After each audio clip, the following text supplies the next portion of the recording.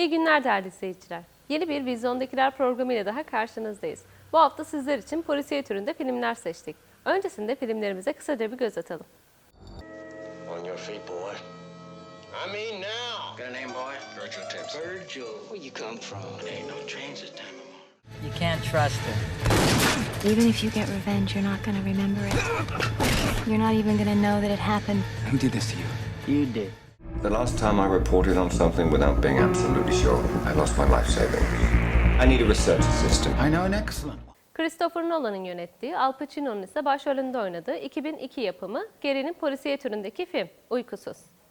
Mississippi'deki bir cinayet soruşturmasına adı karışan siyahi bir dedektifi konu alan 1967 Amerikan yapımı film Gecenin Sıcağında.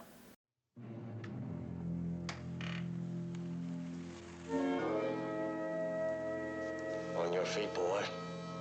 I mean now. Got a name, boy? Virgil Tips. Virgil. Where you come from? There ain't no trains this time of morning. I could have had you shot. Irkçılığın gündemde olduğu 1960'lı yılların ortası bir dönüm noktasıydı.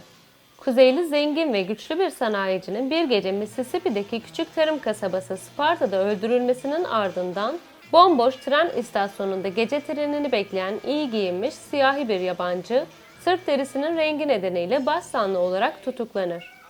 Ancak kurnaz şerifin karşısına getirilen adamın bir numaralı cinayet uzmanı Virgil Tips olduğu anlaşılır. Şerif, Virgil'ı şehirde kalıp kendisini ve beceriksiz polis ekibine gerçek suçluyu bulmak için yardım etmeye zorlar. Yönetmen Norman, isabetli toplumsal tespitleri nefes kesen bir polisiye ile birleştirirken hafızalardan silinmeyecek iki başrol performansı da ortaya çıkıyor. Film, en iyi film dahil 5 Oscar ödülünün sahibi olmuştur. 2002 yılında Amerika Birleşik Devletleri Ulusal Film Arşivine eklenmiştir.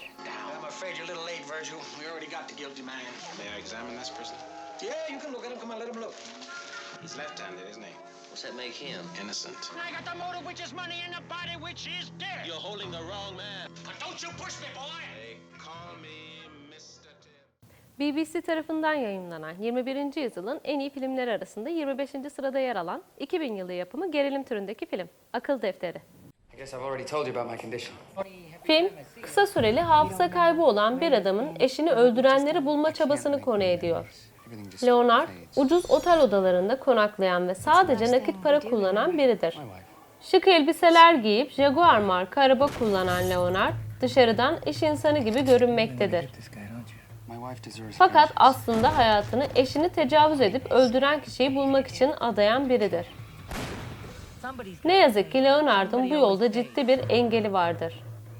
Yaşadığı, çok ender rastlanan ve tedavi edilemeyen bir tür hafıza kaybı. Maybe you should start investigating yourself. Her ne kadar hayatının kazadan önceki dönemlerini hatırlayabiliyorsa da bazen 15 dakika öncesinde nereye gittiğini ve nerede olduğunu bile unutabilmektedir. Film, BBC tarafından yayımlanan ve dünya çapında 117 film eleştirmeninin görüşleriyle oluşturulan 21. yüzyılın en iyi filmleri listesinde 25. sırayı almıştır. this to you. You did. Aynı adlı romandan 2012 yılında beyaz perdeye uyarlanan, yönetmen koltuğunda ise David Fincher'ın yer aldığı film Ejderha Dövmeli Kız. Sizin için seçtiğimiz filmler bunlardı. Gelecek hafta görüşünceye dek hoşça kalın.